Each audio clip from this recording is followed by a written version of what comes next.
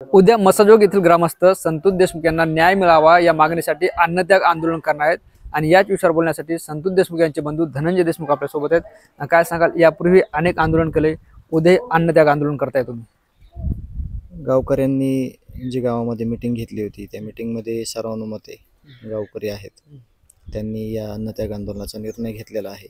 त्याच्यात 8-9 मागण्या आहेत। प्रामुख्याने सरकारने वकिलांची नियुक्ती, कृष्णा आंधळेला अटक कधी करणार आहेत, त्याच्यापासून धोका आहे, अशा विविध त्याच्यात मागण्या असणार आहेत। आणि त्या संदर्भात गावकऱ्यांनी घेतलेला निर्णय आहे आणि त्या निर्णयामध्ये मी सहभागी असणार आहे।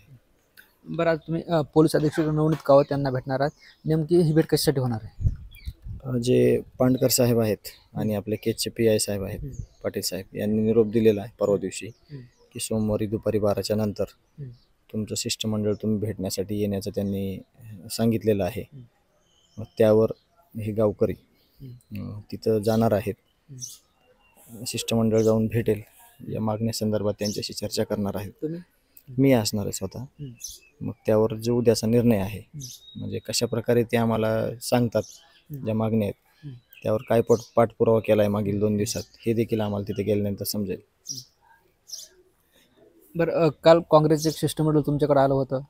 नवीन प्रदेशाध्यक्ष सपकाळ यांच्या नेतृत्वात मस्साजोग ते बीड सद्भावना यात्रा काढण्यात येणार आहे, त्याबाबत काय सांगाल? ते आले, आमचं सांत्वन केलं आणि विचारणा केली की आमची एक संकल्पना आहे, त्या संकल्पनेवर तुमचं मत काय आहे। तर आम्ही एक पीडित कुटुंब आहोत, आम्हाला खूप मोठं दुःख झालेलं आहे आणि सांत्वनासाठी आलेलं कोण आहे, कुठल्या जातीचं आहे, धर्माचं आहे, पक्षाचं आहे, आम्ही कधीच बघितलं नाही, बघणार पण नाहीत।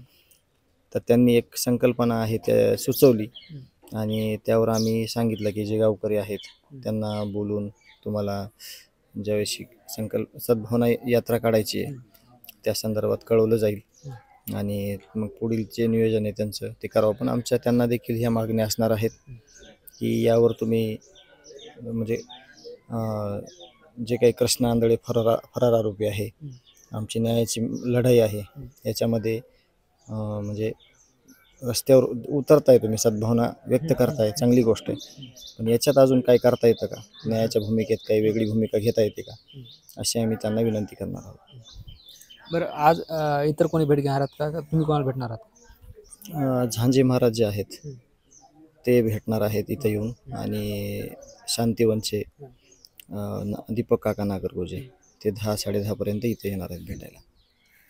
बरं, उद्या तुम्ही अन्नत्याग आंदोलन करणार आहात, या आंदोलनाचं स्वरूप कसं असेल, किती गावकरी या आंदोलनात सहभागी होतील, काय वाटतं? गावकरी साखळी पद्धतीनं सगळे या आंदोलनात सहभागी होतील। जे इथं आपण जे ठिकाण आहे या ठिकाणात जितक्या लोकांची व्यवस्था होईल तितके लोक पहिल्या दिवशी इथं बसतील।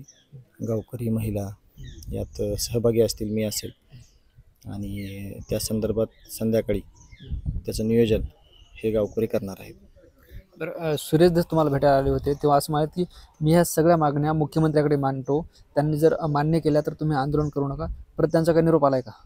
त्यांचा निरोप नाही आला, दुपारून त्यांचा देखील निरोप येईल आणि जे गावकरी आहेत यावर निर्णय गावकरी घेतील आणि त्या निर्णयात मी असेल। म्हणजे सध्या तरी अन्नत्याग आंदोलन होणार आहे, यावर ठाम आहे? हा, यावर ठाम आहे, अन्नत्याग आंदोलन होणार आहे, यावर ठाम आहेत, होणार आहे। निश्चितच आपण बघतोय, हे होते धनंजय देशमुख। उद्या जे ते मसाजोग येथील ग्रामस्थ अन्नत्याग आंदोलन करणार आहेत, तत्पूर्वी त्याच पोलीस अधीक्षक नवनीत कावत यांची भेट घेणार आहेत। ज्ञानेश्वर लोंढे, TVN मराठी, मस्साजोग, बीड।